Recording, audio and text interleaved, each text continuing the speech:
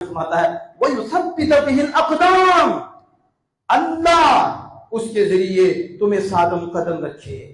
अल्लाह उसके जरिए तुम्हें, हम बदर में है, अब अंदाजा तो लगाएं जब हाथ में कुछ नहीं है, आगे असला है, सब कुछ उधर जाहिरी तौर पर मौजूद है, तो अल्लाह पाक फरमा रहा है वो युसब्बितु बिहिल अक़दाम, जंगों में तुम्हारे पांव नहीं फिसलेंगे, जंग में तुम्हारे पांव नहीं फिसलेंगे, तुम मजबूत रहोगे।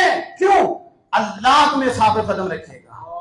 अल्लाह, ये सुनो, ये एक आयत का हिस्सा है।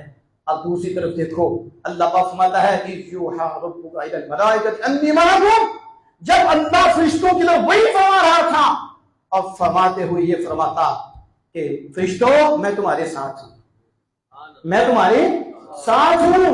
करना क्या है? फतब्बितुल्लज़ीना आमनू, फरिश्तों ईमान वालों को साबित कदम रखना है। क्या करना है?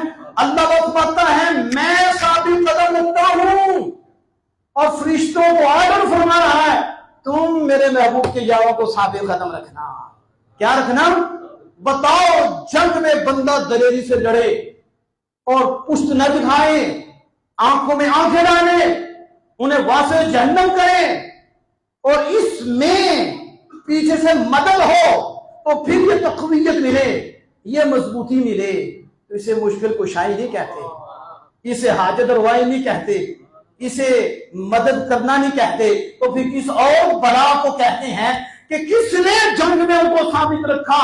रस्मतन में, लेकिन खुद फरमाता है फरिश्तों तुम साबित कदम रखो।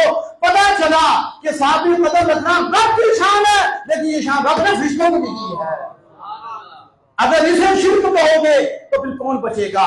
जो हम बता रहे हैं इला होने का मयार ये नहीं है मुश्किल कुशाई, हाजत रवाई, गरीब नवाज होना, दाता होना, बल्कि ये है खुदा हमेशा से है, वही इबादत का लायक है, उसे खुदा कहते हैं, और वो खुदा शाने देता है अपने इज़्ज़त से।